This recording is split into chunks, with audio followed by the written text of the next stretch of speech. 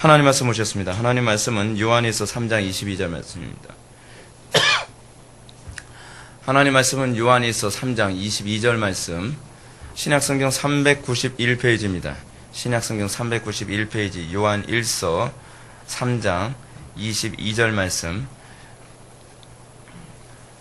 찾으셨으면 우리 다같이 우리 한 목소리 읽겠습니다. 시작. 무엇이든지 구하는 바를 그에게 받나니 이는 우리가 그의 계명을 지키고 그 앞에서 기뻐하시는 것을 행함이라. 아멘. 이 시간은 우리 기독교 왕여제 3권 20장 오늘 6절과 7절 말씀 7절 부분을 보도록 하겠습니다. 둘째 법칙, 필요를 절감하며 통회함으로 기도해야 함이라고 하는 부분을 살펴보도록 하겠습니다. 우리가 계속 기도에 관한 가르침을 살펴보고 있습니다. 제가 여러분한테 기도에 관한 가르침을 말씀드리면서 이런 부분을 좀 당부하고 싶습니다. 무엇이냐면 우리는 신앙생활에서 어떠한 특정한 영역을 하나를 충분하게 하기 때문에 다른 하나의 영역을 등한시해도 된다라는 생각을 항상 접을 수 있었으면 좋겠습니다. 신앙생활에 있어서는 어떠한 특정한 영역을 많이 했기 때문에 다른 영역이 커버가 되는 법은 없습니다. 우리가 기도를 많이 하기 때문에 말씀을 좀 몰라도 되는 것이 아니고 말씀을 많이 하기 때문에 기도를 좀 적게 해도 되는 문제가 아닙니다. 우리는 어찌하든지 모든 영역에 있어서 어찌하든지 더 많이 우리가 그것을 추구하려고 하는 태도를 견지해야만 합니다.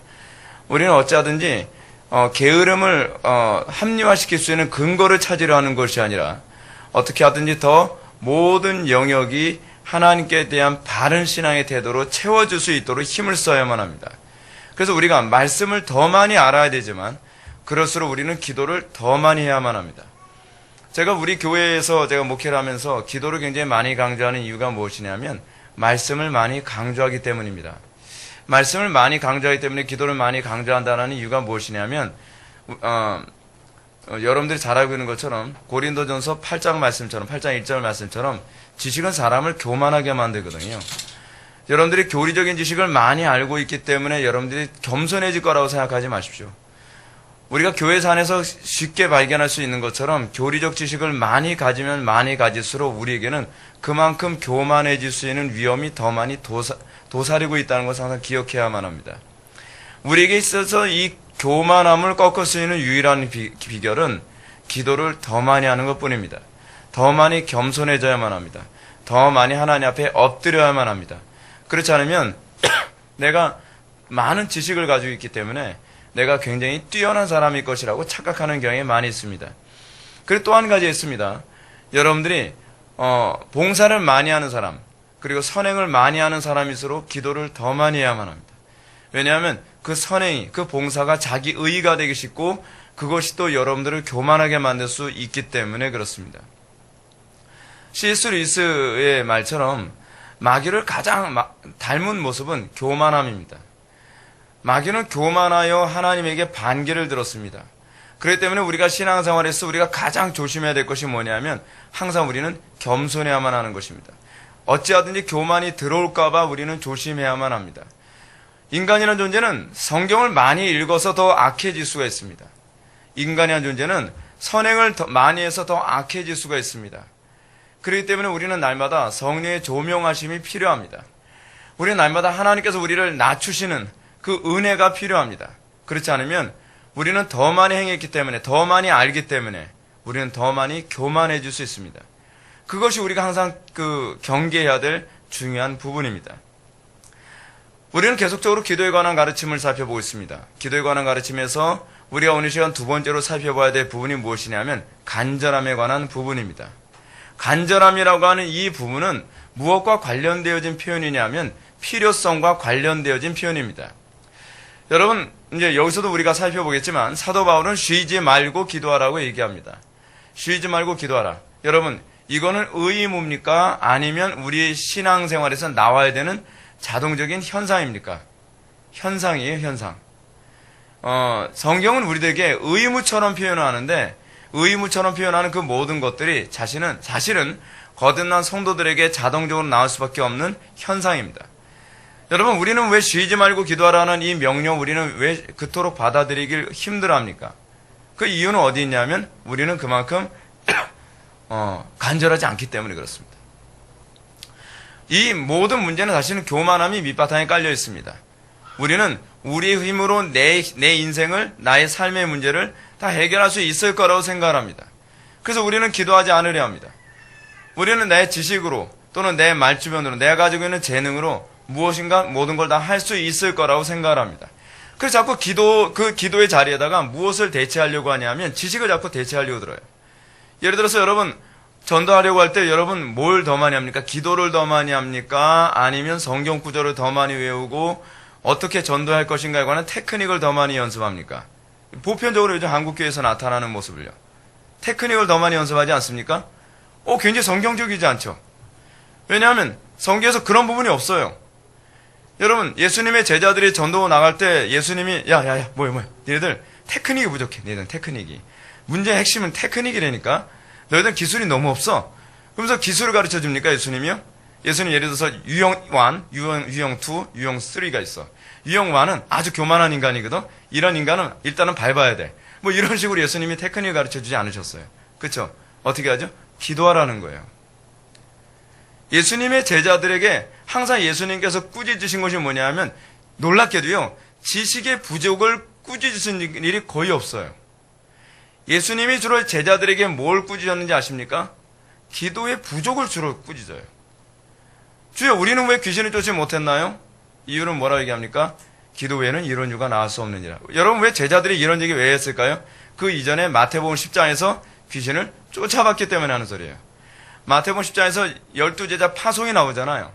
12제자 파송이 나오는데 12제자들이 예수님께 파송을 받아서 막 기쁨이 충만해서 돌아오죠. 전도하고 나서. 뭐라 그러죠?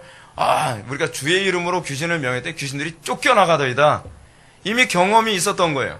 이건 예수님만 하셨던 것이 아니라 제자들도 이미 경험이 있었거든요. 근데 19장에 가서 그 18장에서 무슨 사건이 나오죠? 그 변화산 사건이 나오고 19장에서 이 귀신 쫓는 그 귀신 들린 사건이 나오잖아요. 근데 귀신이 안 쫓겨나가는 거예요. 왜 귀신이 안 쫓겨나가죠? 10장에서 쫓겨나왔는데 왜 19장에서 안 쫓겨나가죠? 예수님 뭐라 그러시죠? 기도 외에는 이런 유가 나갈 수 없느니라. 기도의 문제. 근데 기도의 문제를 다른 성경에서는 뭐라고 표현하냐면 이 악하고 패역한 세대요라고 얘기하고 있어요. 기도하지 않음에 대해서 여러분 왜 악하고 패역한 세대라고 얘기할까요? 그 이유가 무엇일까요? 기도를 안 하는 이유는 악하고 패역하기 때문에 안 하는 거예요. 그 얘기예요, 그 얘기. 왜냐하면 하나님을 의지하지 않고서도 기술로도 얼마든지 전도할 수 있고 기술로도 얼마든지 귀신을 쫓아낼 수 있을 거라고 생각하니까요. 여러분 제가 어이없는 얘기 하나 해드릴까요? 여러분 부흥강사 협의회라고 있습니다. 별한 협의회 다 있어요. 그 부흥강사 협의회에서 하는 일이 무엇이냐면 어떻게 해야지 그 부흥회를 인도할 때 교인들이 눈물을 많이 흘리게 만들 수 있는가? 어떻게 해야 교인들이 헌금을 많이 하게 할 수 있는가? 뭐 그런 테크닉, 그런 기술을 배운대요. 참 어이없죠, 그죠? 그러면서 하는 얘기가 귀신 쫓는 방법도 배우는 거예요. 귀신 쫓는 방법이 여러분 방법으로 됩니까? 여러분 성경 어디에 귀신 쫓는 방법이 나왔습니까? 없죠? 천주교는 방법을 가르쳐줘요. 엑소시스트라는 게 있잖아요. 축기하는 방법을 가르쳐주는 거거든요. 근데 성경은요, 방법론이 아니라 항상 관계예요. 하나님과의 관계. 여러분, 우리가 그거 있잖아요. 관계가 좋을수록 뭐를 많이 하죠? 대화를 많이 하죠, 대화. 우리가 하나님과 대화를 하는 것이 뭐죠? 기도 아닙니까, 기도? 근데 우리가 기도가 줄어들었다는 것은 어떤 면에서는 하나님과 관계가 많이 요원해졌다는 걸 의미해요. 그래서, 나 요즘 기도가 줄어들었다. 그럼, 나 하나님과 관계가 좀 멀어졌구나. 여러분, 대화를 많이 하면 많이 할수록 가까워지고, 또 가까우면 가까울수록 대화를 많이 하게 되죠. 이것은 서로 같이 가는 문제잖아요. 같이 가는 문제. 우리가 기도를 별로 안 한다는 것은요, 어쩔 수 없어요. 하나님하고 나하고 거리가 좀 멀다는 거예요. 거리가 먼 상태에 있는데 충만할 수가 없겠죠. 그렇다고 한다면, 우리는 이 기도에 관한 문제에 대해서 굉장히 고민을 많이 해야 돼요. 그럼 여러분, 우리는 이런 얘기 많이 합니다. 기도가 어렵더라고요. 여러분, 기도 어렵죠? 어려운 건 사실입니다. 근데 기도가 어려운데 왜 우리는 기도를 쉬지 않고 할 수 있는 것일까요? 이유는 간단합니다. 필요하기 때문이에요. 의무 가지고서는 여러분 평생 할 수는 없어요. 기도 생활은요. 기도는 간절하고 그리고 이 부분에 대한 필요성을 날마다 느끼는 사람이 하는 게 기도예요. 근데 의무감을 하는 사람들의 특징이 무엇이죠? 무슨 스페셜을 붙여야지 이제 움직이기 시작하죠. 뭐 특별, 뭐 새벽 기도회, 특별 무슨 철야 기도회, 뭐 특별을 스페셜을 갖다 붙여야 그때 사람들이 특별에는 참석 눈도장을 찍어야 되거든요. 그죠? 그러니까 이제 그때는 뭐에다가 그렇지 않으면 자녀들 무슨 대학 입시 코앞에 있으면 특별 무슨 기도회, 100일 기도회 그런 거 하잖아요. 무슨 절에서 배우는지 어디서 배우는지 100일 기도회 같은 데 가면 사람들 맨날 예배당 막 바글바글 하다가 그 시즌 딱 지나면 기도 안 하잖아요. 왜 그렇죠? 이유가 어디 있죠? 필요성이 없다는 거예요. 근데 그 필요성이 어떤 필요성인지 아세요? 하나님과의 관계 안에서 하나님이 내 인생의 주인이라는 필요성을 못 느끼고 있다는 거예요. 여러분, 우리는 자꾸 이렇게 생각을 합니다. 지적으로 부족한 건 문제가 있는데 기도가 부족한 것이 문제가 있다고 생각을 잘 못해요. 근데 그게 굉장히 심각한 문제예요. 우리가 주를 찾지 않는다는 것 자체부터가 우리가 얼마나 교만한지 알 수 있는 거예요. 자, 한번 우리가 한번 볼까요? 6절 한번 보시기 바랍니다. 필요를 절실히 깨닫고 진심으로 하나님께 구해야 함. 우리는 기도를 쉬는 문제에 관해서 기도를 쉬는 문제가 게으름의 문제라고 생각을 합니다. 근데 게으름의 문제가 아니에요, 여러분. 물론 게으름의 문제도 있어요. 없는 건 아니에요. 근데 제가 이렇게 말씀드린 건 본질에 관한 문제를 말씀드리는 거예요. 우리가 기도를 잘 안 하거나 우리가 기도를 어떤 때 쉬게 되어지는 이유는 무엇이냐면 게으름의 문제가 아니라 또는 시간이 없어서에 관한 문제가 아니라 뭐예요? 하나님의 은혜에 대하여 줄이고 목마르지 않은 것이 문제예요. 그죠? 여러분, 진짜 여러분 줄이고 목말라 보십시오. 여러분, 목이 말랐어요. 목이 아주 극도로 말랐어요. 극도로 마른 사람이 시간이 없다고 물을 안 마시겠습니까? 게으르다고 물을 안 마시겠습니까? 특별히 게으른 여자는 죽을지라도 안 먹고 안 마시고 이렇게 죽는 여자 있었다 그랬죠. 옛날에 동화책 얘기요. 그건 동화책 얘기고요. 실제로는 그럴 수가 없어요. 인간의 욕구에서 가장 강력한 욕구가 뭔지 아십니까? 식욕이에요. 식욕이 얼마나 무서운지 식욕은요. 사람을, 자녀를 잡아먹는 현상까지 나타날 정도로 여러분 성경에 나오잖아요. 북한에서도 그런 일이 자꾸 생기잖아요. 너무 배고프니까 자기 자녀를 삶아먹었다는 거예요. 근데 삶아먹는 게 알면서 삶아먹은 것이 아니라 너무 배고프다 보니까 이게 자기 자녀를 안 보이고 그 새끼 돼지로 보이더라는 거예요. 그러면서 막 잡아먹는 그런 이런 재앙이죠, 재앙. 인간의 식욕에 관한 문제는요, 가장 독해요. 여러분, 제가 여담을 한 가지 좀 말씀드릴게요. 하나님께서 우리에게 정말 우리의 의지로 극복이 안 되는 몇 가지 욕구가 하나 있죠. 식욕이 있죠. 그리고 성욕이 있어요. 근데 이게 다 영적인 의미를 얘기해 주는 거예요. 여러분, 식욕은 뭐죠? 하나님의 말씀에 대한 욕구죠. 그렇죠? 성욕은 뭐죠? 이것이 의미하는 바가 뭐예요? 하나님의 자녀를 양산하는 것에 대한 욕구예요. 그래서 여러분, 이사야서에서는 뭐라고 하냐면 마지막 날, 주의 날이 와서, 그러니까 신약시대를 얘기하는 거예요. 주의 날이 도래하게 되면 고자도 더 이상 고자라 하지 아니할 것이요 라고 얘기해요. 자녀를 생산하게 될 거라는 거예요. 그러니까 여러분, 우리가 영적인 자녀를 생산하는 데 있어서 우리가 이런 영적인 본능이 이게 강력하게 나오지 않는다고 한다면 이건 정상적이지 않다는 얘기예요. 그래서 구약에서는 자녀를 낳지 못하는 고자에 관하여 뭐래요? 여호와의 회중에서 쫓겨나간다라고 얘기하잖아요.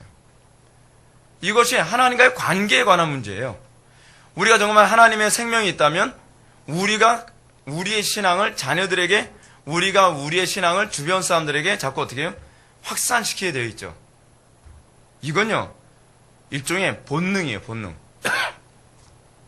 근데 그 본능이 식욕 다음으로 강한 본능이 성욕이라니까요. 근데 이 성욕과 식욕이요, 거의 어느 쪽에 더 강하냐 이게 구분하기 힘들 정도로 강해요.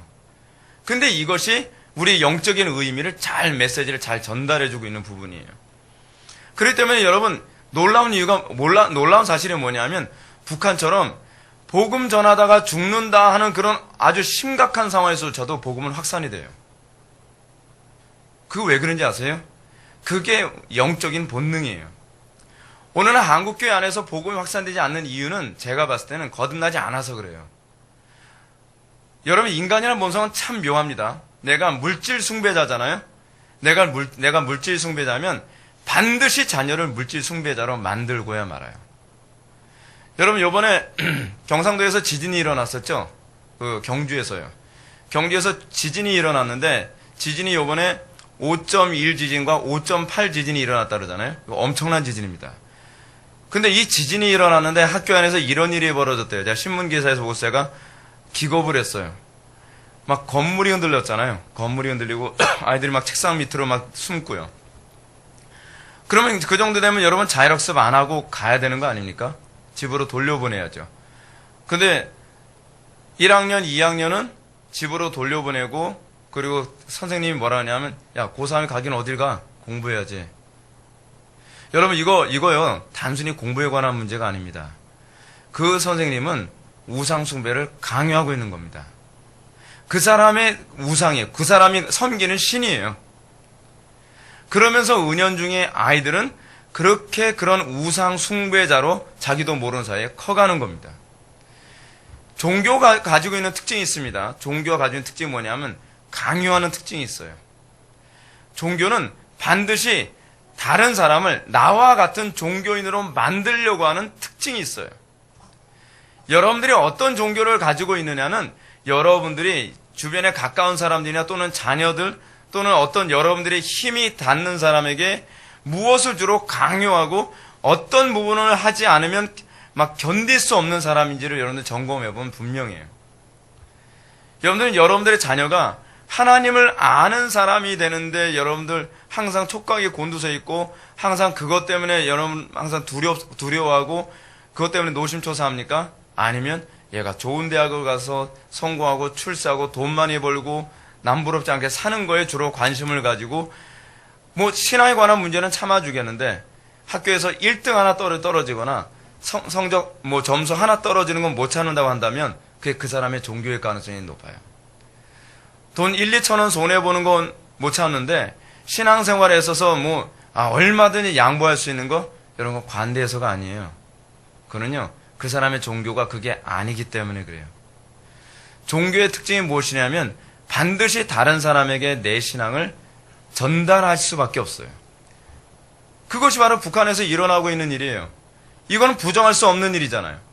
북한에서 생명의 위협이 있는 가운데서도 여러분 자기의 신앙을 자기 자녀들에게, 여러분 북한이라고 하는 그 동네는요 우리하고는 완전히 우리의 상상을 초월하는 동네입니다. 자녀들 앞에서도 부모가 예수를 믿는다는 티를 냈다가는 자녀가 고발하는 곳이 북한이에요. 반동이라고요. 근데 그런 가운데서도 지금 북한의 성도가 10만이 넘는데요. 북한의 지하의 성도가. 여러분 그 정도라고 한다면 여러분 종교의 힘이 얼마나 강한지 알죠? 그렇다고 한다면 우리나라의 기독교가 점점 줄어들거나 확산되지 아니하고 그리고 자녀들이 대부분의 한국교회 안에서 일어나는 대부분의 자녀들이 고등학교 졸업하면 거의 신앙을 안 갖는 이유는 부모의 종교가 기독교가 아니기 때문이에요. 부모가 진짜 하나님을 숭배하는 사람이라고 한다면 주기철 목사님이나 손혜원 목사님처럼 너 학교를 못 가도 좋다. 너 대학 같은 데 못 가도 좋다. 네가 알거지가 돼도 좋다. 너는 하나님만 섬기는 사람이 되면 된다. 이렇게 나오게 되어 있습니다. 그러지 않았으면 지금 기독교는요. 애시당초부터 그 종족 자체가 없어졌을 겁니다. 오늘날 기독교는 신앙 자체가 굉장히 문제가 좀 많이 있어요. 신앙도 아닌데 너무 평균적인 신앙의 수준이 낮다 보니까 그걸 신앙이라고 자꾸 쳐주려고 애를 써요. 근데 그걸 신앙이라고 보기에는 상당히 좀 어렵죠. 여러분 먼저 한번 6절에는 뭐 한번 볼까요? 기도에 있어서 유념해야 할 또 한 가지 법칙은 하나님께 구할 때에 언제나 우리의 부족함을 진정으로 느껴야 하고 또한 우리가 구하는 모든 것을 과연 우리에게 필요한 것인지를 진지하게 생각하여 기도하되 항상 구하는 바를 얻고자 하는 진정한 아니 열정적인 소원을 갖고 해야 한다. 여러분 여기서 자주 이렇게 반복되는 단어가 뭐죠? 진정한, 진지하게 뭐 이런 표현들. 여러분, 기독교 신앙에 있어서 이 기도에 있어서의 여러분 아주 중요한 부분이 제가 뭐라 그러죠? 제가 항상 여러분한테 어떻게 기도하라 그러죠? 대충 기도하지 마라. 오늘 당장 응답받겠다는 각오로 기도해라. 오늘 하나님하고 결판 짓듯이 기도해라. 제가 맨날 요구하는 거죠. 그거 제가 우리 어머니한테 전수받은 거예요. 근데 우리 어머니가 무슨 뭐 신학을 알고서 전수해 준 게 아니었는데도 정확하게 전수해 주셨어요. 칼빈도 지금 그걸 정확하게 얘기해 주고 있습니다. 우리가 하나님께 기도를 할 때에 우리는 어떻게 해요? 언제나 우리의 부족함을 진정으로 느껴야 돼요. 여러분들은 여러분들의 부족함을 진정으로 느낍니까? 진정으로 여러분 부족함을 느껴서 기도합니까? 아니면 형식적으로 기도하는 겁니까? 여러분, 이 부족함을 느낀다라고 하는 이 표현은 어떤 표현이냐면 내가 없으면 안 된다라고 생각하는 그 부족함이에요. 오늘날 우리가 기도를 지속적으로 하지 않은 이유가 뭐냐면 실질적으로는 이 부족함을 못 느끼거나 부족함을 느끼되 이 부족함을 하나님으로부터 얻을 수 있다고 믿질 않기 때문이에요. 존 프레스턴이 한 말 한번 제가 읽어볼까요? 간헐적으로 기도하는 사람은 철저한 위선자이며 이들은 여전히 사탄에게 얽매인 자이다. 여러분들이 어떤 프로그램이 있어야 기도하거나 또는 어떤 이 의무감을 줘야만 기도한다고 한다면 그 사람은 아직 기도가 뭔지를 모르는 사람입니다. 그 사람은 여전히 사단한테 얽매여 있는 사람임에 틀림이 없습니다. 진정으로 하나님과의 관계 안에 있고 그리고 하나님과 관계 안에 있으면 항상 느끼는 바가 있어요. 뭐냐면 나는 항상 부족하며 나는 항상 하나님의 그 보좌에서 더 많은 보화를 내가 공급받아야만 살 수 있다고 하는 필요성을 아주 절실하게 느끼죠. 그는 기도를 어쩔 수 없어요 라는 말로 기도를 못했다고 핑계를 낼 수가 없어요. 기도를 할 수 없으면 기도할 수 있는 방법을 찾게 되어 있어요. 제가 여러분한테 이런 말씀을 드리고 싶어요. 앞으로는 점점 우리가 살아가는 세상에서는 기도할 시간을 주지 않을 것입니다. 사단도 잘 알아요. 우리 기독교인의 약점이 뭔지. 우리 기독교인의 약점이 뭔지 아십니까? 기도 안 하면 얼마든지 다루기 쉽다는 것입니다. 여러분들 교리적인 지식이나 성경적 지식이 많으면 사단이 다루기 어려울 거라 생각합니까? 그렇지 않습니다. 인류 역사상 여러분 가장 신학적으로 능통한 존재가 누군지 아십니까? 사단입니다. 어디서 봤죠? 존 프레스턴이 그래서 봤나? 리차드 스틸 책에서 그 얘기가 나오네요. 리차드 스틸이 이런 얘기합니다. 우리가 지식이 있기 때문에 하나님을 많이 경배할 수 있을 거라고 생각하는 것은 오산이다. 왜냐하면 가장 하나님에 대한 지식을 많이 가지고 있는 것은 바로 사단이다. 그럼에도 불구하고 사단은 하나님을 섬기는데 그 지식이 아무 쓸모가 없다. 여러분 적절한 표현 아닙니까? 여러분 우리가 정말 교리적인 지식을 많이 가지고 있기 때문에 내가 하나님을 잘 섬길 수 있을 거라고 생각합니까? 그렇지 않습니다. 착각하지 마십시오. 하나님에 관한 지식은요 사단만큼 많이 보유하고 있는 존재는 없습니다. 그런데 그 많은 지식을 가지고 있다고 해서 사단이 하나님을 잘 섬기는 건 아니거든요. 사단과 우리와의 아주 근본적인 차이가 있는데 그것은 뭐냐면 기도하는 존재인가 기도를 안 하는 존재인가의 차이입니다. 사단은 결코 하나님의 영광을 위해서 기도 안 합니다. 그 교리적 지식이 많다 할지라도 절대로 안 합니다. 근데 여러분 우리가 하나님과의 관계 안에 있을 때 우리가 나타나는 것이 무엇입니까? 우리는 교리적 지식만 추구하는 존재가 아니라 우리는 끊임없이 기도하는 존재로 나오게 되어 있다는 사실입니다. 바울은 얘기합니다. 쉬지 말고 기도하라. 쉬지 말고 기도하라. 그래서 여기서 우리는 부족함을 진정으로 느껴야 하고 또한 우리가 구하는 모든 것들이 과연 우리에게 필요한 것인지를 진지하게 생각하며 여러분들이 필요로 하는 것이 정말 진짜로 필요한 것인지를 어떻게 해요? 진지하게 생각하여 기도해야만 해요. 왜냐하면 그렇지 않으면 여러분들은 정력대 쓰려고 잘못 구하는 수가 있죠. 또 항상 구하는 바를 얻고자 하는 진정한 아니 열정적인 소원을 갖고 기도해야 된다. 우리는 어떻게 기도해야 돼요? 열정적으로 기도해야만 합니다. 저는 오늘날 우리 개혁교회가 기도하는 데서 가장 심각한 문제는 뭐냐 하면 열정적으로 기도하지 않는 게 문제라고 생각합니다. 오늘날 개혁교회는 이상하게요. 열정적이면 자꾸 뭔가 잘못돼 가고 있다고 생각을 합니다. 아니에요. 오히려 열정적이지 않은 것이 잘못 가고 있는 것입니다. 우리는 이단이 너무 열정적이다 보니까 열정적이면 이단이 돼가고 있는 거 아닌가라고 생각을 하는데요. 여러분, 사단은 두 가지 방법으로 사용합니다. 교회를 무너뜨리기 위해서요. 하나는 광신이라는 방법을 사용하고요. 하나는요, 무기력이라는 방법을 사용합니다. 여러분, 근데 그 광신이라고 하는 이 요소가 열정이라는 요소와 너무 흡사해서 많은 사람들이 열정적인 것이 광신으로 갈까봐 두려워합니다. 그러나 분명한 것이 무엇이냐면, 여러분, 열정이 없이 사랑이 있다고 얘기할 수 없다는 거예요. 여러분들이 열정도 없으면서 사랑한다고 얘기할 수 있겠습니까? 그건 불가능하죠. 열정이라는 단어는요, 무엇과 관련된 단어냐 하면, 사랑에 대한 표현 방식이 열정이에요. 근데 우리는 열정이 없어도 하나님을 사랑한다라고 생각합니다. 그건 문제가 많은 것이죠. 그래서 성경은요, 힘써라는 말을 많이 사용합니다. 그리고 열심히라는 말을 많이 사용합니다. 열정적으로라는 표현도 자주 나오는 표현입니다. 이 얘기는 무슨 표현이냐면 기독교인의 모습이에요. 기독교인은 어떤 존재입니까? 힘쓰는 존재입니다. 기독교인은 어떤 존재입니까? 열정적인 존재입니다. 기독교인은 어떤 존재입니까? 항상 최선을 다하는 존재들입니다. 만약에 기독교가 이렇게 아니랬다면 기독교는 이미 역사 안에서 없어진 지 오래된 종교가 됐을 것입니다. 근데 기독교가 2000년이라는 역사 동안 여전히 단단하게 계속 유지하고 있는 이유가 뭐냐면 기독교인들은 열정적이었고 기독교는 항상 힘쓰는 존재들이며 기독교는 항상 온전히 향해 달려가는 것이 무엇인지를 아는 존재들이었기 때문에 그 기독교가 아직까지 존재하고 있는 것입니다. 오늘날 기독교는 뭔가 잘못 가고 있습니다. 그리고 그것이 정상인 것처럼 이해되어지고 이것이 보편화되고 있습니다. 저는 우리 교회를 통해서 전 세계 교회가 자꾸 어떤 식으로 갈 수 있도록 설득하고 싶냐면 개혁교회는 열정적이구나. 개혁교회는 정말 기도를 많이 하는 거구나.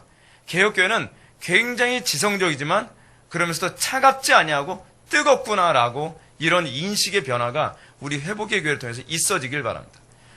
그러기 위해서는 정말 우리가 이 소망을 위해서, 이 비전을 위해서 우리가 정말 기도 많이 해야 돼요.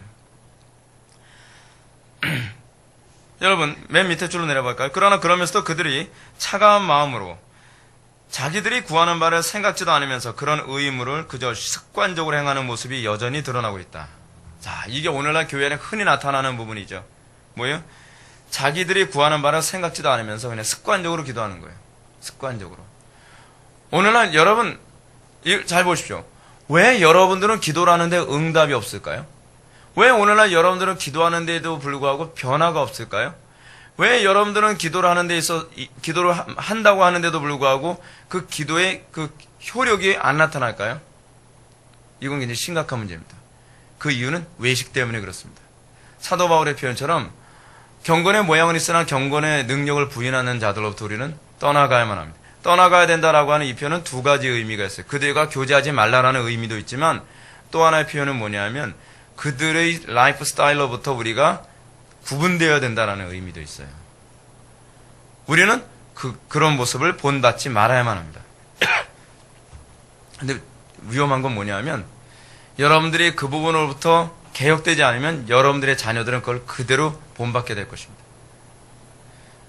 저는요, 시간이 갈수록 부모의 위치가 얼마나 두려운가를 좀 많이 느낍니다. 자녀들은 부모의 잔소리로 교훈을 얻지 않습니다. 자녀들은 부모의 잔소리로 변화되지 않습니다. 자녀들은 부모의 모습으로 변화됩니다. 지금 놀랍죠? 그래서 여러분 집에서 책 많이 보는 아이들의 특징이 뭐라고 얘기합니까? 부모가 맨날 책 봐라 하는 그런 집 애들 치고 책을 많이 보는 애들이 없어요. 희한해. 그죠? 근데 부모가 책을 보든 안 보든 자기가 책을 많이 보는 그 집 아이들은 주로 책을 다 많이 본다는 거예요. 아이들은 들음으로써 변화되는 것이 아니라 부모와의 관계 안에서 봄으로써 변화되어져요. 왜냐하면 우리의 아이들의 눈에 비춰지는 그 모습이 우리의 종교 활동이기 때문에 그렇습니다. 그것이 진정한 우리의 종교 활동이에요. 예를 들어서 여러분 우리가 그런 부모도 있잖아요. 맨날 욕을 밥 먹듯이 하고 그리고 거짓말을 밥 먹듯이 하는 그 부모가 자녀들이 욕한다고 매를 들고 거짓말한다고 매를 든다고 해서 아이들이 거짓말을 안 하거나 욕을 안 하는 아이가 되지는 않습니다. 또 때리면서도 욕하거든요. 그 부모는요. 그죠? 근데 아이들이 여러분 왜 안 변화된다고 생각할까요? 그는요, 부모가 그 부분에 대한 자기의 숭배 행위를 회개하지 않기 때문에 그렇습니다. 자, 그럼 여기서 우리가 자기들이 구하는 바를 생각지 않으면서 그런 의무를 그저 습관적으로 하는 이 유형에 관해서 우리가 한 세 가지 유형을 칼빈이 얘기하고 있습니다. 먼저 위에서 5번째 줄 한번 보실까요? 425페이지 위에서 5번째 줄. 첫 번째는 스스로 죄인이 아니라고 생각하면서 혹은 스스로 죄인이라는 생각을 하지 않으면서 자기의 이런저런 죄를 용서해달라고 거짓으로 구하는 것. 이게 이제 오늘날 기도에서 흔히 나타나는 위선이에요. 그러니까 내가 하나님 앞에 난 죄인이에요. 나는 정말 하나님 앞에 위선자고요. 저는 게으르고요. 저는 거짓말쟁이고요. 뭐 이렇게 하나님께 기도해요. 근데 자기는 그에 대해 별로 고통스러워하질 않아요. 그냥 내가 그렇다고 이해를 해야 돼요. 나는 정말 악하다라고 생각을 해야 되는 거예요. 그냥 우리 지체들하고 모이면서 우리 팀 모임할 때 저는 악하더라고요. 저는 이렇더라고요. 근데 그게 사실은 실제로 아파하질 않아요. 정말 죽기 살기로 이 문제를 해결해야 된다고 생각할 만큼 자기는 실질적으로 이것이 심각하다고 느끼질 않는데 그냥 사람들하고 교제하면서 뭔가 이렇게 얘기해야 내가 경건해 보이고 뭔가 내가 항상 성령의 조명을 받고 있는 사람처럼 이렇게 비춰지려고 그렇게 우리는 얼마인지 연기를 할 수 있다는 것이죠. 중요한 문제는 뭐냐면 우리가 진짜 그 죄에 대해서 혐오하며 진짜 그 죄에 대해서 아파하고 있느냐에 관한 문제예요. 자, 근데 이 부분이 어떻게 일어나나 볼까요? 자, 우리는 지난 난예배 때 우리가 사도행전 강해를 들으면서 하나님의 말씀이 좌우의 날선검이요 혼과 육과 골수와 관절을 찔러 쪼개기까지 한다고 그랬습니다. 근데 이 검이 무슨 검이라 했어요? 제사장의 검이라 했죠. 제사장의 검. 제사장이 제물을 각을 뜨는 검이에요. 설교 시간에 일어나는 일이 무엇이냐면, 그리고 여러분들이 설교 예배에 참여하고 나서 여러분들의 삶이 변화되고 변화되지 않는 이 차이가 어디서 나타나냐면, 설교가 정보로만 머릿속에 들어간 사람은 각이 떠지지 않았으니까 예배 끝나면 머릿속에 싹 사라져버려요. 근데 하나님의 말씀이 여러분들 심령을 찔러서, 그리고 각을 뜨고, 쪼개고, 그리고 가르고, 그리고 나누고, 그리고 뼈와 그 근육을 다 드러내는 작업이 설교를 통해서 이루어지고 나면 여러분들은 어떤 현상이, 그 잔상이 멀리 지워지질 않아요. 하나님의 말씀이 여러분들 그것을 시편에서 뭐라고 얘기하냐면 상한 심령이라고 얘기하는데, 상한 심령이라는 표현이 적절하지 않은, 너무 약한 표현이죠. 어떤 심령이에요? 각이 떠진 심령이에요. 완전히 박살이 난 심령이에요. 완전히 재물이 된 심령이에요. 설교 때 여러분들이 설교를 들으면서 기분 좋기를 바라지 마십시오. 하나님의 말씀이 여러분들의 심령을 어떻게 돼요? 상하게 만들어야 돼요. 어느 정도로요? 막 미칠 것 같을 정도로요. 그래서 여러분, 하나님의 말씀을 듣고 변화된 사람들의 특징이 무엇이냐면, 그 죄의 문제가 해결되기 전까지는 막 살이 막 쭉쭉 빠져나갈 정도로 스트레스를 받는다 그러잖아요. 그래서 그 죄 문제 때문에 하나님하고 씨름하고, 하나님, 이 죄 문제를 어떻게 해결해야 되겠습니까? 그래서 여러분, 교회에서 안에서 이렇게 성령의 찔림을 받고 각성케 되어진 사람들의 특징은 무엇이냐면, 처음에 말씀을 듣고 나서 잊고 싶어서 처음에 못 견딘다 그래요. 처음엔요. 그래서 잊고 싶어서 어쩔 때는 친구들하고 막 놀러도 다니고 막 영화를 하루 종일 영화만 보고 어쩔 때는 막 그 술도 마시고 그래도 잊혀지지가 않는다는 거예요. 그러면서 점점 그 말씀이 계속 머릿속에 묵상이 되고 떠오르면서 계속 그 말씀이 더 쪼개는 거예요. 내 심령을 계속 깨뜨리는 거예요. 계속. 하나님의 말씀이 그냥 한쪽 귀로 듣고 한쪽 귀로 흘러가는 것이 아니라 하나님의 말씀이 계속 내 심령에 머물러서 계속 쪼개고 계속 나누며 계속 가르는 작업이 계속 일어나는 거예요. 그래서 어떻게 해요? 그래서 그 사람이 기도하는 자리로 나올 수밖에 없게 되는 것이죠. 근데 이 일이 매주마다 일어나야 된다는 거예요. 어떤 사람이 이럽니다. 처음엔 그랬는데 요즘에는 느낌이 없어요. 심각하게 병든 거죠. 심각하게 병든 거예요. 여러분들 영혼이 정말 건강한 영혼이라면 여러분들은 매주마다 하나님의 말씀으로 여러분들이 각이 떠지고 매주마다 여러분들이 하나님 앞에서 내가 하나님께 드려지는 제물에 된 삶이 나타나야만 합니다. 그래서 내가 하나님 앞에 주여 나는 죄인이로소이다.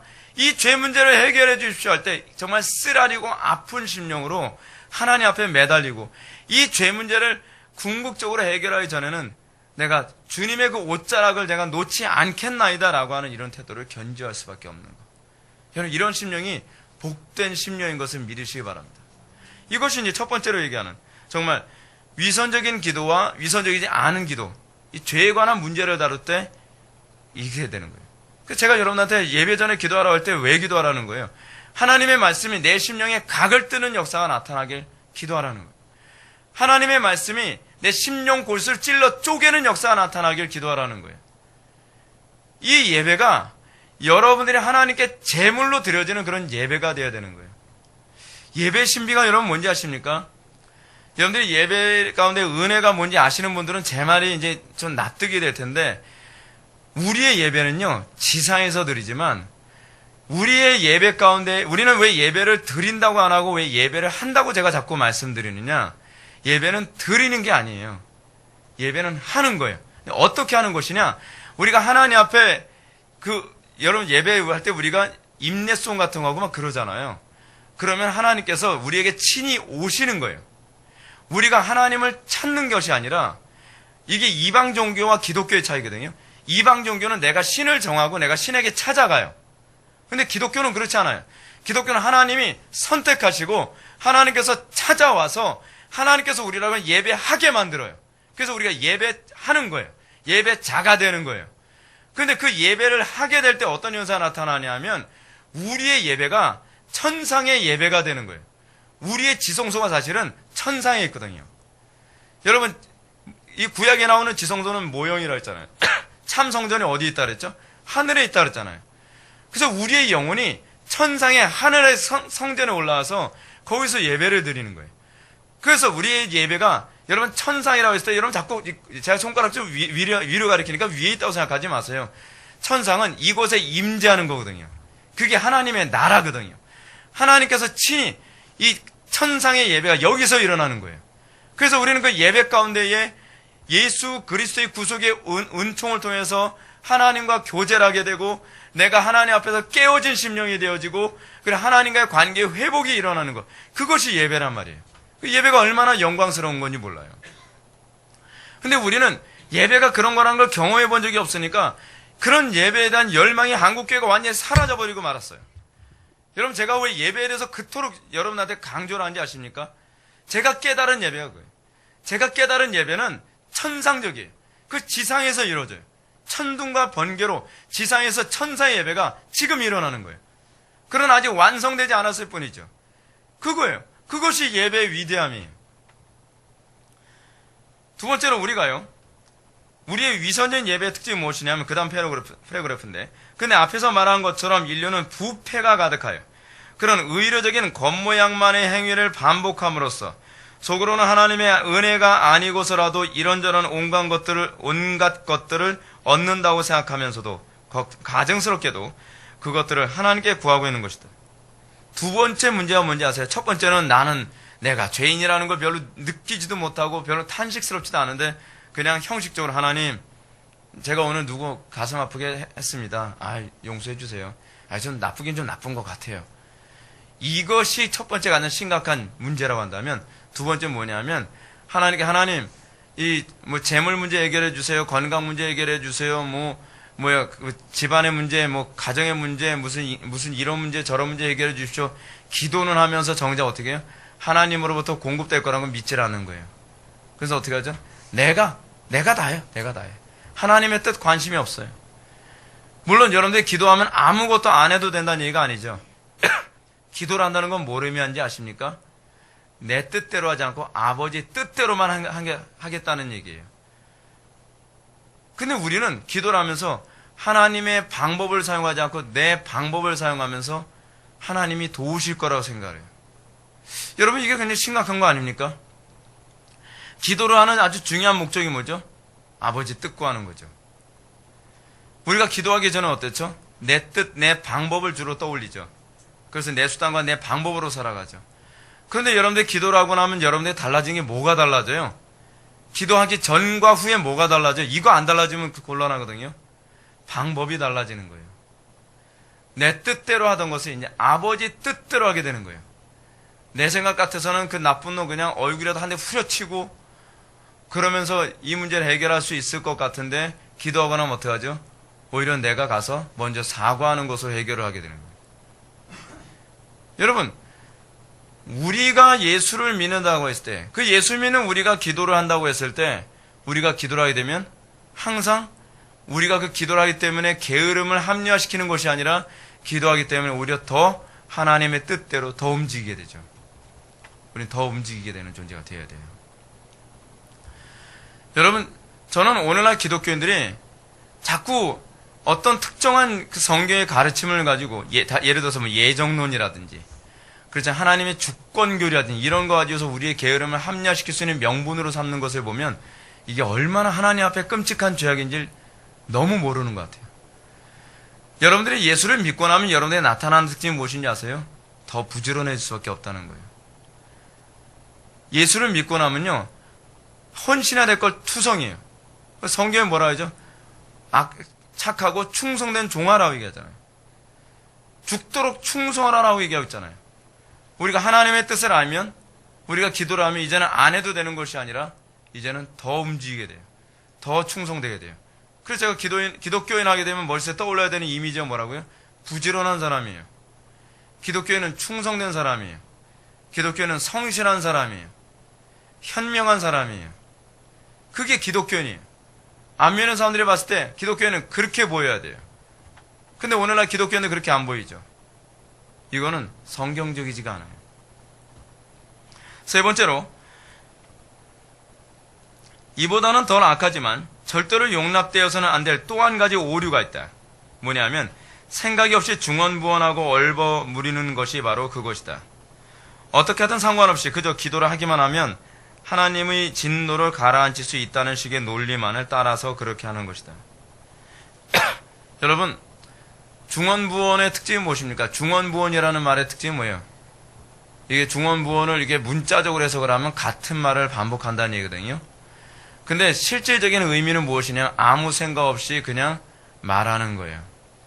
이 중언부언이라고 하는 것과 관련된 부분이 여러분 어디서 나오죠? 마태복음 6장에 나오죠. 너희들은, 근데 중언부언을 누가 하죠? 주로? 이방인들의 기도. 그죠? 너희들은 이방인들처럼 중언부언하지 말라. 이방인들이 어떻게 중언부언을 하죠? 중언부언을 어떻게 하죠? 주문을 외우는 거예요. 주문. 그들이 중언부언하는 방법이 주문을 외우는 거거든요. 여러분, 이 중언부언하는 기도 있죠? 관상기도. 관상기도가 그거 아닙니까? 같은 말 계속 반복하는 거예요. 중언부언이에요. 중언부언. 같은 말을 계속 반복하면서 어떻게 하죠? 그러면 같은 말을 반복하면서 횟수만 채우면 무엇인가 역사가 일어날 거라고 생각하는 거예요. 예수님께서 뭐라고 말씀하시죠? 이방인들의 기도의 특징에 대해서 저들은 기도를 많이 하여야 들으실 줄 생각하느니라. 공로주의죠. 공로주의. 기도를 많이 하면 많이 할수록, 많이 비비면 많이 비빌수록 하나님께서 응답해 주실 거라고 생각하는 거. 공로주의죠. 오늘날 잘못된 기도 중에 또 하나가 뭡니까? 여러분들이 하나님께 집중하지도 않으면서 그냥 시간만 때우는 거예요. 시간을 난 2시간 기도했다? 난 3시간 기도했다? 4시간 기도했다? 아니 물론 성령 안에서 그렇게 기도했다 그러면 나쁘지 않아요.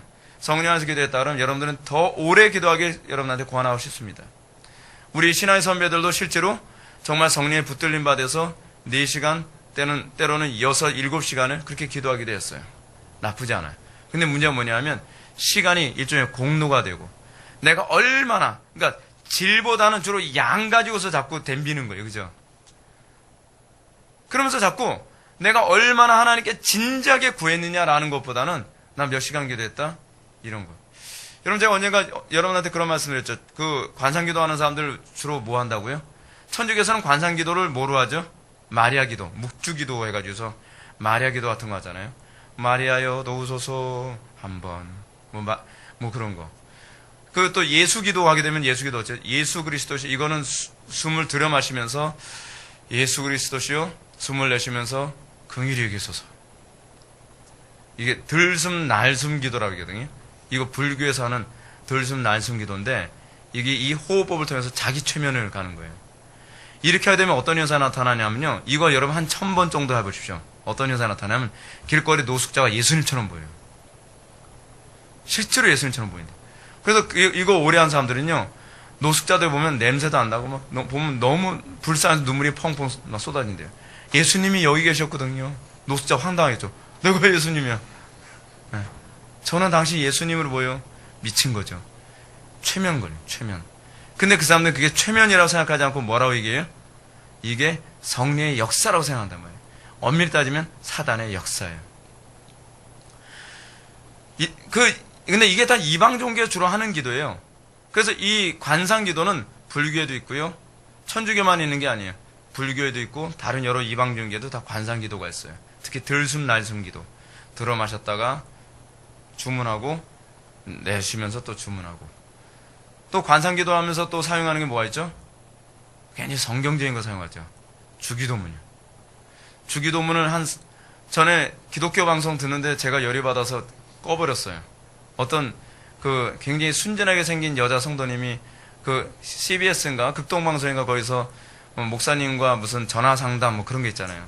저는 저희 집엔요 지금 어려움이 굉장히 많은데요. 경제적인 게 어려워요, 목사님. 근데 아무리 기도해도 하나님께서 안 들어주시고 왜 그런지 모르겠어요. 그랬더니 그 목사님이 아주 좋은 목소리예요. 할렐루야. 사랑하는 자매님에게 제가 좋은 거 제가 소개해드리겠습니다. 주기도문을 한 500번 정도를 반복해 보십시오. 놀라운 역사 일어날 겁니다. 우리 교회 성도님 중에서도 한 300번 했더니 응답이 다 됐대요. 믿습니까? 아멘 할렐루야. 꺼버렸어요. 화가 나서. 여러분, 사단도 해줄 수 있어요. 신뢰성을 자꾸 확보해 주는 거죠.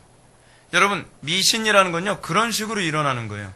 어떤 일이 우연처럼 계속 반복돼서 일어나면 그럼 어떻게 되죠? 그것이 하나의 신앙이 되는 것이거든요. 이런 식으로 특히 교회 안에서 신뢰한다고 하는 목사님들이 이런 관상기도를 소개해주고 그렇게 하면 같은 말을 그냥 여러분 주기도문을 여러분 300번 정도 하면 여러분 어떤 상태가 되는지 아십니까? 정신이요? 몽롱해집니다. 머릿속에 울리고요. 그리고 몇 번 했지 그것에다가 내가 헷갈리고 그러죠. 그 사람들은 내용이 중요한 것이 아니라 이 횟수가 중요한 거거든요. 그래서 천주교도 그것 때문에 묵주기도라는 게 나온 것이고 불교도 그 횟수를 세기 위해서 뭐가 있는 거예요? 염주가 있는 거예요. 네.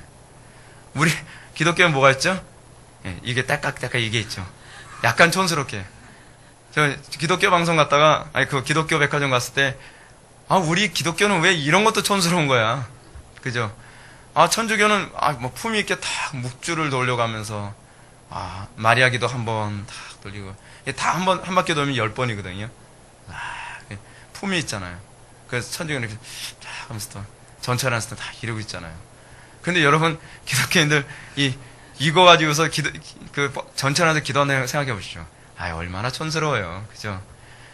근데 촌스러운 걸 떠나서 뭐예요? 미신이에요. 미신. 근데 그 미신이 아무런 저항 없이 교회 안에 막 들어오고 있는 거예요. 중언부언하는 거예요. 근데 그걸 같은 말을 반복하면요, 이게 주문이 이게. 그래서 여러분 제가 주기도문도 앞 글자, 뒷 글자만 딱딱 뭐가 돼요? 주문이 돼요, 주문. 진정으로 여러분들 그 내용을 묵상하기 위해서 주기도문이 주어진 것이지, 어떤 분이 이런 얘기해요. 제일 좋은 기도문이 주기도문이야. 맞는 얘기. 그러니까 무조건 300번 하려니까 틀린 얘기. 그죠? 어쩌면 맞는 얘기에다가 틀린 얘기를 그렇게 접붙여요. 근데 거기에 많은 사람들이 속아 넘어가요. 왠지 아세요? 생각을 안 해서 그래요. 생각을. 이것이 성경적인가 아닌가를 검토하려 들질 않는 거예요. 그냥 칼빈도 지금 여기서 그 얘기를 하는 거예요. 아마 그 당시에도 뭐 다르지 않았던 것 같아요. 생각 없이 중언부언하고 얼버무리는 것. 그러면서도 어떻게 해요? 여러분들이 매일 와서 기도했다는 것으로 여러분 만족합니까? 그것으로 스스로 여러분들 위안을 삼습니까? 그리고 여러분들 매일 와서 내가 몇 시간 했다는 것을 위안 삼습니까? 그 위안 삼아봐야 아무 짜에도 쓸모없어요. 하나님 앞에 오히려 책망만 받아요. 중요한 건 기도를 하는 목적, 예배의 목적이 무엇이냐 보면 한 건데, 목적이 뭐예요? 만나는 거예요. 아시겠습니까? 여러분들이 예배를 하면서 하나님을 만나기 위해서 예배에 오는 것이지, 예배에 참석했다는데 의뢰 두지 마세요. 우리는 자꾸 본질에 집중을 안 해요. 하나님을 만나는 거, 그리고 그 안에서 하나님과 교제하는 거에 관심을 가져야 되는데, 그냥 어떤 행위를 했다는 거, 예배를 했다는 거, 그러니까 여러 한국교회 교인들이 이런 얘기 나오잖아요. 그 교회 잘못된 교회라며? 그 교회 목사님 뭐 WCC 어쩌고저쩌고, 그래도 나만 신앙생활 잘하면 돼. 나만 내 신앙 믿음 지키면 되지. 그 문제가 아니에요. 주님을 날마다 만나야 되는 거예요, 예배 가운데. 우리가 왜 인터넷으로 설교를 들으면서 예배가 안 되는지 아십니까? 그거는 만남이 아니에요. 그건 인격과의 문제가 아니기 때문에 그래요. 왜 우리는 예배를 왜 자꾸 아날로그식으로 하려고 그러죠? 편하게. 여러분 집에다가 인터넷 스위치 누르고, 그리고 좋은 설교 찾아서 듣고서 온라인으로 헌금하면 되는 거 아닙니까? 그 문제가 아니에요. 예배나 기도는 하나님과 관계를 맺는 거란 말이에요. 관계를 맺는 것. 근데 하나님과의 관계에 아무런 진전이 없으면서 내가 했다는 것으로만 만족한다면 이거 얼마나 어리석습니까? 그러니까 신앙생활을 오래 했는데 신앙에 진보가 없는 거예요. 신앙생활을 오래 했는데 하나님이 어떤 분인지 여전히 몰라요. 하나님과 교제 안에서의 기쁨도 몰라요. 그냥 뭐만 있죠? 나 교회 몇 년 다녔다. 나 그리고 예배 한 번도 안 빠졌다. 교회에서야 여러분 개근상 줄지 모르지만 천국에선 개근상 없어요. 항상 하나님의 관심이 뭐냐면 출석 횟수가 아니라 단 한 번이라도 나를 만나느냐에 관한 문제예요. 기도도 나를 항상 만나고 그 임재 안에 있느냐에 관한 문제예요. 제가 여러분한테 그거 가르쳐드리기 위해서 지난 몇 년 전에 수련할 때도 임재라고 하는 주제로 제가 수련을 했잖아요. 예배 때마다, 기도 때마다, 그리고 공동체 지체들과의 관계 안에서 하나님의 임재를 느껴야 돼요. 왜 우리는 공동체 지체들과에서 성도의 교통하심을 믿사오며 우리 고백하죠? 예수님이 말씀하셨잖아요.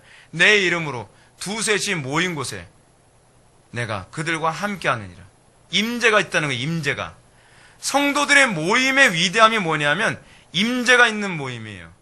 두셋이 내 이름으로 모였다라고 하는 그 얘기는 꼭 기도만 제한해서 얘기하는 게 아니에요. 교제권도 다 포함하고 있어요. 우리가 그래서 불신자들하고 왜 교제를 싫어하는지 아십니까? 불신자들하고 같이 있어서는 임재가 안 되거든요. 임재가. 교통이 없다는 말은 임재가 없어서 그래요. 임재가. 여러분들 지체들과의 관계 안에서 항상 임재의 주체가 되고, 그리고 여러분들이 왜 공동체 지체들을 만나는 것을 기뻐해야 되냐면 그 지체들과의 만남 안에서 임재를 경험하기 때문에 그런 것이 돼야 되죠. 이것이 바로 성도예요. 기독교 신앙에서 임재는 굉장히 중요한 문제예요.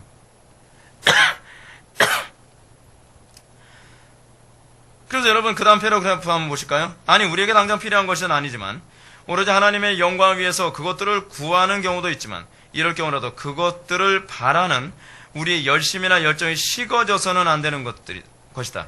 예를 들어서 하나님의 이름이 거룩히 여김을 받으옵소서라고 기도할 때는 말하자면 우리가 그렇게 거룩히 여기는 일을 진지하게 바라며 그것을 위하여 줄이고 목마른 상태가 되어야 한다는 말이다. 그렇습니까, 여러분?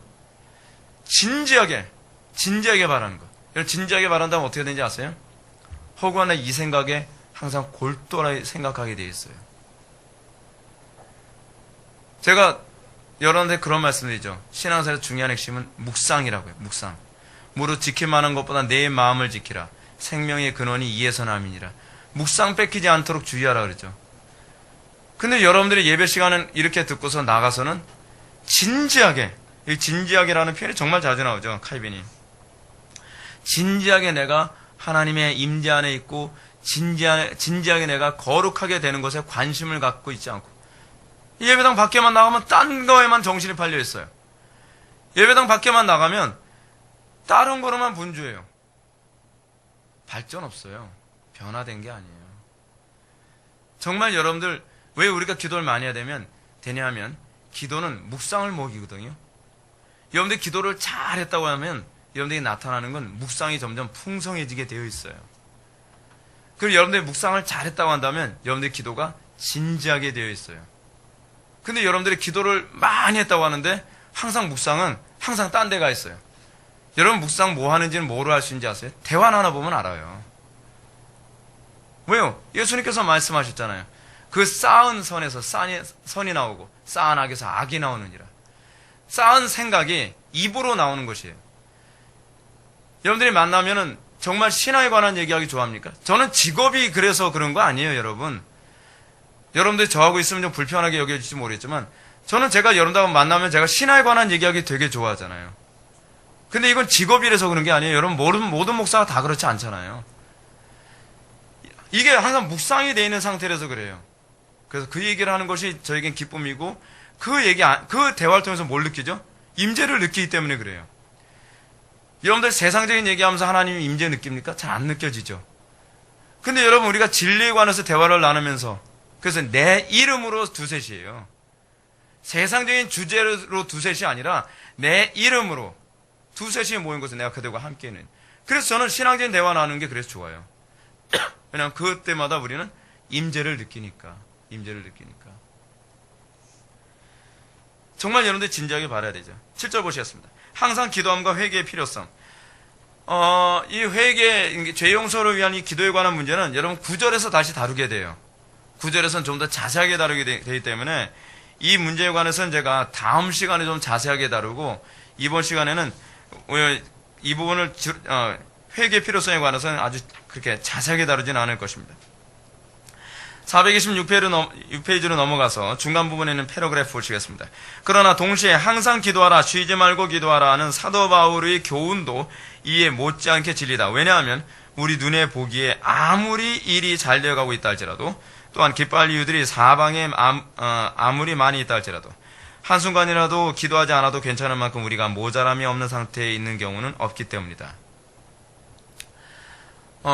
여러분 우리는요 매 순간순간마다 오늘 무슨 일이 일어날지 우리는 아무것도 장담할 수가 없습니다. 오늘 뭔가 잘 되고 있다 할지라도 어느 날 뭐가 갑자기 뒤집어질 수도 있고 갑자기 큰 사고가 일어날 수도 있고 생각지 못했던 엄청난 어려움이 일어날 수도 있습니다. 지난 화요일인가 우리 지체한테 카톡이 왔습니다. 카톡이 왔는데 외국에서 어떤 분이 우리 페이스북으로 그 친구를 맺었어요. 예. 친구를 맺었는데 그분이 뭐라고 우리한테 이제 우리 회복의 교회에게 직접 메시지를 전달한 거예요. 뭐라고 했냐면 자기는 병원에 갔는데 암 때문에 자기가 석 달 했죠. 석 달밖에 못 산다. 그렇게 진단을 받았다는 거예요. 남편도 없고 자식도 없다. 남편은 예전에 죽었고 자식도 없기 때문에 자기가 가지고 있는 유산을 교회에게 헌납하고 싶다. 미국에서 그렇게 왔어요. 근데 뭔가 자꾸 깨름직한 거예요. 근데 얼마나 우리 교회 헌금하겠다 얘기하냐면 자그마치 500만 불이요. 500만 불이면 여러분 계산해보면 얼마인지 아십니까? 한 55억 돼요. 55억. 55억을 우리 교회에 헌납을 하겠다는 거예요. 그런데 신기한 게 뭐냐면 그 얘기를 듣는데 마음에 흥분이 안 되는 거예요. 이게 성령께서 하시는 일이라는 생각이 굉장히 많이 드는 거예요. 그 마음이 끌리지가 않는 거예요. 계속. 그래서 우리 기도해보고 좀 신중하게 결정해 봅시다. 그래서 이제 그 문제 가지고 그쪽에서 이메일을 좀 더 보내서 질문을 던지고 그러는데 굉장히 온갖 그 성경 구절 인용해 가면서 굉장히 겸손하게 얘기를 해요. 근데 저도 이제 이 부분에 관해서 의문이 돼서 미국에 계신 그 집사님한테 그 카톡으로 좀 이러이러한 그 이메일이 왔는데 이거 신뢰할 수 있는지 한번 좀 알아봐 주십시오 하는데 이렇게 답변이 없어요. 왜냐하면 그분이 보니까 카톡을 계속 확인을 못 하고 계시더라고요. 그래서 제가 카카오톡으로 제가 전화를 했는데 전화도 안 받아요. 알고 보니까 이 주일이다 보니까 그쪽은 주일이더라고요. 우리는 월요일이었는데 월요일이네요. 우리는 월요일인데 그쪽이 주일이다 보니까 무음에다가 진동도 안 해놔가지고서 이게 온지도 몰랐대요. 근데 이제 하루가 지났는데 아무래도 아닌 것 같다. 이거 우리 받아들이지 말자. 왜냐하면 이분이 계속 뭐라냐면 상속을 하기 때문에 우리 교회예요. 근데 상속이라는 말이 저는 납득이 되지 않는 거예요. 아니 기부로 해야지 왜 상속을 하겠다고 얘기하는지 모르겠는 거예요. 상속을 해야 되기 때문에 무슨 몇 가지 절차를 밟아야 되고 우리 교회 무슨 정보가 필요하고 그렇다는 거예요. 그래서 아무래도 아닌 것 같다 해서 캔슬 시키자라고 결론을 내렸거든요. 근데 그 다음날 그 집사님한테 카카오톡이 왔는데 뭐라 하냐면 나이지리아 범죄 집단들이 주로 하는 수법이라는 거예요. 여러분 우리가 항상 주님의 은혜를 우리가 의지해야 되는 이유가 뭔지 아시겠죠? 우리는 매 순간순간마다 우리가 생각지 못하는 엄청난 많은 유혹과 많은 어떤 어려움이 우리가 올 수가 있어요. 만약에 우리가 그것도 모르고 우리 교회 계좌번호 가르쳐주고 뭐 그쪽에서 원하는 정보를 전달해주면서 덥석 물었다가는 교회가 홀라당 시험에 빠져서 다 날아갈지도 모르는 거죠. 우리는 매 순간순간마다 항상 문제가 터져야 기도하지 마십시오. 제가 누누이 말씀드리죠. 청교도들이 어떻게 기도했다고요? 평안할 때 기도를 많이 해야 기도 많이 할 일이 생기지 않는다. 문제가 터져야 기도하는 것이 아니라 항상 기도를 많이 해야 돼요. 항상 쉬지 말고 기도해야 돼요. 그래서 우리는 예상치 못했던 어떤 문제가 터졌을 때 성령의 보호하심과 분별하게 하심, 이런 보호를 우리가 받으면서 이런 시험에 들지 않고 자연스럽게 쉽게 넘어갈 수 있는 일이 생긴다는 것이죠. 저는 요번에 또 굉장히 많이 절감하게 됐고, 매 순간순간마다 하나님의 은혜를 정말 어려운 일이 없어도 항상 많이 해야 되겠구나라고 하는 걸 더 많이 느꼈습니다. 아주 아찔했어요. 여러분, 그것과 관련해서 426페이지 맨 마지막 제출 봅시다. 그러나 성경은 끊임없이 기도할 필요성을 계속 상기시키면서 우리의 게으름을 책망하는데, 이는 이처럼 기도에 대한 진지한 주의와 끊임없는 열심이 얼마나 절실한지를 우리가 제대로 느끼지 못하기 때문이다. 왜 하나님께서 우리에게 자꾸 문제를 주시는가? 그 이유는 무엇인가? 우리가 이렇게 끊임없이 기도해야 된다고 하는 필요성을 절실히 제대로 느끼지 못하기 때문에 그렇다는 거예요. 우리는 어리석어서요, 큰 문제가 터져야 기도를 해야 되는구나 라고 생각해요. 하나님은 근데 그게 아니라는 거예요. 큰 문제가 터져야 기도하는 것이 아니라 항상 기도하라고 하는 말씀을 그렇게 살기를 바라시는 거예요. 근데 우리가 항상 기도하는 태도를 견지 안 하고 우리에게 이 절실히 간절히 기도하는 그 간절함이 오래 못 가니까 간절한 마음을 지속되도록 하기 위해 어떻게 해요? 문제를 자꾸 주시는 거예요. 그러니까 여러분, 하나님 앞에 나는 문제 있어야만 기도 많이 하는구나 라고 그렇게 눈에 보이지 않았으면 좋겠어요. 그러면 어떤 문제 줄까? 쉬운 문제 줄까? 어려운 문제 줄까? 너는 A급 문제 해야 기도 많이 하더라. A급. 여러분, 그렇게 되면 곤란해요. 네. 자꾸 버티지 마세요. C급으로 했는데도 기도 안 해? 그럼 넌 B급을 원하는구나. B급으로 문제를 줬는데 그래도 기도 안 해? 그럼 A급으로 줄까? 나는 역시 독한 놈이구나. 그러면서 기도를 더 안 할 수 없도록 여러분, 그건요 복이 아니에요. 그럼 어떤 사람이 이렇게 얘기하죠. 목사님, 저는 별로 기도 안 하고 저는 중원부원 기도한 것 같은데, 저는 열심히 기도 안 한 것 같은데, 저는 그런 문제 없는데요. 진짜 큰일 날 사람이에요, 여러분. 하나님께서 자녀처럼 대우하시는 게 아닐 수도 있어요. 이게 더 큰 문제예요, 여러분. 자녀처럼 대우하신다면요, 달달 볶죠. 기도를 안 하는데, 기도 생활 안 하는데 문제가 없어요? 형통해요? 그러면 여러분, 더 심각한 문제 아닙니까? 그러니까 여러분, 문제 없는 것을 오히려 감사하지 말고 문제 주신 거 오히려 감사하되, 문제를 줘야만 좀 기도하지 마시고 문제를 안 줘도 평소에 기도를 많이 하십시오. 그럼 여러분 조금 좀 인생이 덜 고달프게 살 수 있을 겁니다. 그래서 여러분, 위에서 네 번째 줄 한번 보실까요? 하나님은 진실하게 그에게 간구하는 자들에게 가까이 하신다고 약속하시며, 또한 전심으로, 이 전심으로라는 말을요, 이게 한자잖아요, 그죠? 전심. 뭔 얘기입니까? 온 마음을 다해서. 하나님을 찾는 자가 그를 만나려고 선포하신다. 이거를 제가 진실하게, 전심으로 라고 하는 이 두 단어를 제가 한 단어로 제가 요약해 드릴게요. 무슨 단어냐? 믿음으로예요. 기도는 믿음으로 해야 되는데, 믿음으로 기도한다는 말이 좀 피상적으로 느껴지죠? 근데 믿음으로 기도하는 사람들에게 나타나는 특징은 뭐냐면, 진심으로 기도하고 온 마음을 다해서 기도해요. 온 마음을 다해서 기도한다는 얘기가 무슨 얘기예요? 잡념 같은 거 하지 않고 온전히 하나님께만 집중하면서 올인하듯이 기도한다는 거예요. 야곱이 씨름하듯이 기도한다는 거예요. 마치 거짓 소경 바디메오가 다윗의 자손 예수여 나를 불쌍히 여기서 할 때 온전히 그리스도께만 집중했던 것처럼 그렇게 기도하는 거예요. 이게 온 마음을 다해서 전심을 다한다는 거예요. 진실되게라는 건 이건 무슨 말이죠? 가식적이지 않다는 거예요. 진정한 필요성을 느끼고 진정으로 그리스도에게만 모든 것을 얻을 수 있다고 하는 확신을 가지고서 기도하는 것. 이것이 진실되게 기도하는 것이죠. 우리는 그렇게 진실되게 기도하지 않는 경우가 많이 있죠. 기도를 하면서도 누구한테 부탁하면 되지 않을까? 기도하면서도 어떻게 해요? 내 방법만 자꾸 생각하고 그건 진실되지 않죠. 가장 좋은 것이 하나님으로부터만 온다고 생각하는 것이죠. 근데 하나님으로부터 올 때 하나님께서 어떻게 하죠? 하나님의 뜻대로 사는 가운데 주어지죠. 그래서 나온 말이 잠언에 나온 말씀이죠. 잠언 21장에 나오나요? 율법을 듣지 아니하면서 하는 기도는 가증되다.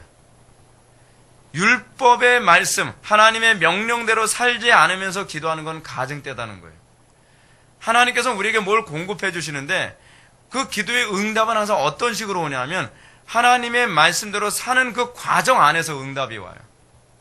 그래서 기도와 삶이 같이 가야 돼요. 그래야 응답이 오는 거예요. 그러므로 그 다음 패러그래프, 합당한 기도에는 반드시 회개가 필요하다. 그래야 성경은 늘상 선포하기를 하나님은 악인에게 귀를 기울이지 않으신다고 하며 그들의 희생이나 그들이 드리는 기도가 하나님께 가증스러운 것이라고 하는 것이다. 여러분, 칭의의 관점에서 보면, 다음 시간에도 그 얘기 다시 한번 언급할 거예요. 칭의의 관점에서 보면 우리의 죄는 과거, 현재, 미래 죄 다 용서 다 받았죠. 근데 우리가 왜 하나님 앞에 용서를 구해야 되죠? 우리가 왜 하나님 앞에 또 회개 기도해야 되죠? 이거는 지옥 갈까봐 하는 게 아니에요. 관계 때문이에요. 예를 들어서 부모와 자식과의 관계 안에서 여러분들이 잘못했어요 얘기 안 하면 여러분 호적을 팝니까? 안 파죠. 그죠? 그래도 그냥 자식은 자식이에요. 근데 부모한테 자식이 죄송해요 안 하게 되면 관계 회복이 돼요, 안 돼요? 안 되죠. 그 문제예요. 그 문제. 지금 여기서 회개 기도는 구원의 문제 때문이 아니라 날마다 하나님과의 관계 회복, 다시 말해서 특정한 죄를 인정하며 돌이킨다는 고백이에요. 부모와 자녀와의 관계에서도 엄마 잘못했어요, 아빠 잘못했어요 라고 하는 그 고백을 부모가 받기를 원하는 것, 그거는 너 고백 안 하면 넌 내 새끼 아니야. 그래서 하는 건 아니죠. 그걸 통해서 우리 아이가 어떻게 해요? 이 관계를 회복하기를 원하는 거예요. 그 관계를 회복하는 그것 때문에 확신 안에서 기도가 돼야지, 관계가 완전히 깨어진 상태에서 부모 말 전혀 안 듣고 미안하다는 말 안 하는데 어느 날 와서 주세요. 뭘? 나 요번에 용돈, 월요일날 용돈도 필요하단 말이야. 됐어. 그냥 가봐. 네가 뭘 잘못했는지도 아직 몰라. 그냥 가봐. 이거는 내 자식이 아니기 때문에 그런 건 아니죠. 자식이지만 뭐예요? 관계가 깨졌다는 거예요. 관계가. 왜 하나님께서 우리의 인생에 자꾸 이런 현상을 허락해 주시냐? 이걸 통해서 하나님과 우리의 관계가 어떤 관계인지 알 수 있게 하시는 것이죠. 그래서 우리가 하나님과의 관계 안에서 날마다 기도할 때 뭐부터 나가야 돼요? 내가 하나님과의 관계를 잘못했다는 걸 인정하고 진심으로 그걸 아파하며 회개하면서 하나님께 돌아오고 그 다음에 우리가 하나님께 구할 바를 구하는 것이 옳은 것입니다. 그래서 이사야서 말씀에도 그 얘기가 나오잖아요. 너희가 많이 기도할지라도 내가 듣지 아니하리니 이는 너희 손에 피가 가득함이라. 여러분들이 기도를 반드시 좀 점검했으면 좋겠어요. 지금 제가 여러분한테 기도 생활에 와서 점검할 때 제가 제일 속 터지는 게 뭐냐면, 여러분들 기도가 응답이 안 되거나 여러분들 기도에 열매가 없다면 뭔가 문제가 있는 거거든요. 위선적으로 기도해서 열매가 없을 수도 있고요. 그리고 여러분들 기도가 뭔가 하나님의 뜻을 제대로 구하지 않아서 열매가 없을 수도 있고요. 또 하나 뭐냐면 여러분들 속에는 아직 피가 있어서 응답이 없을 수도 있어요. 굉장히 루트는 다양해요. 근데 문제는 무엇이냐면 여러분들이 기도를 점검 안 한다는 게 문제예요. 응답이 없어도 별로 관심이 없어요. 기도를 하면서 내가 변화되지 않아도 별로 관심이 없어요. 그래서 1년이고 5년이고 10년이고 세월만 보내죠. 왜 관심이 없는지 아세요? 하나님과 관계에 관심이 없어서 그래요. 그러니까 기도를 많이 해도 신앙에 변화가 없어요. 이건 잘못된 거예요. 여러분들 기도를 정상적으로 하면 성화에 굉장한 유익이 있어요.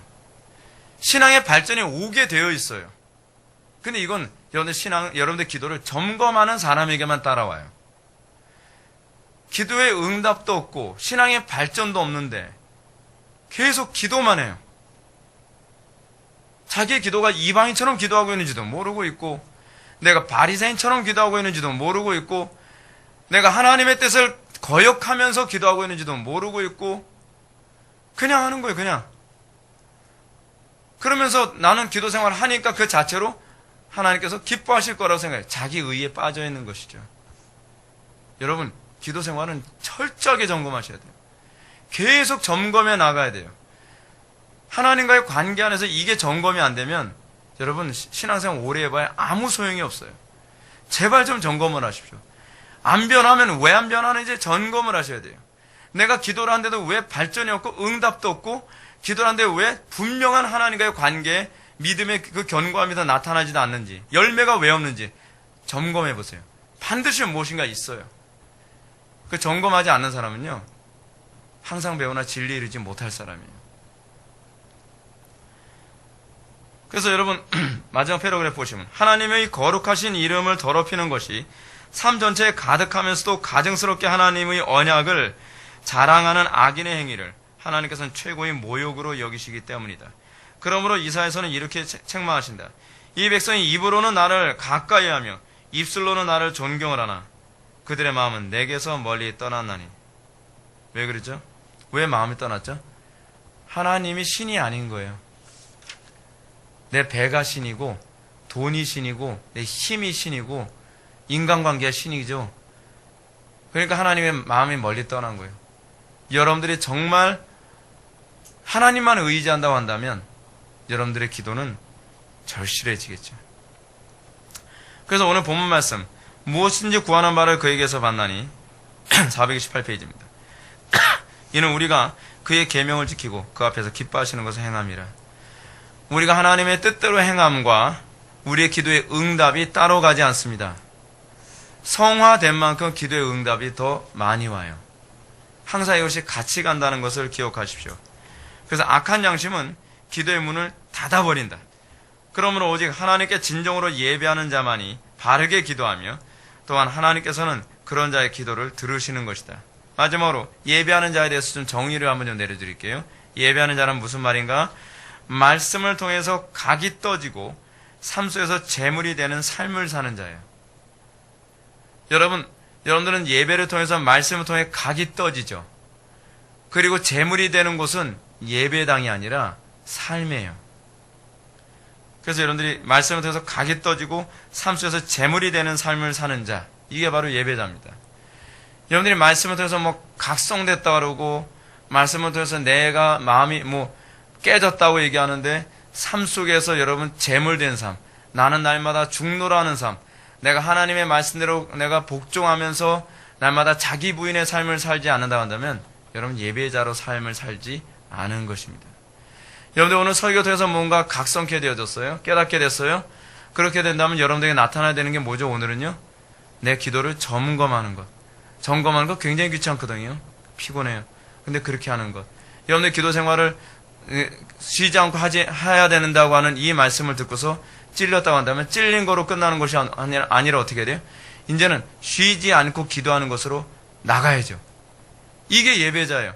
하나님 말씀대로 순종도 하지 않으면서 예배자로 가면 곤란해요. 오늘 은혜 많이 받았어요. 은혜가 뭐죠, 여러분? 은혜 받았다는 게 뭘 얘기하죠? 각이 떠졌다는 얘기예요.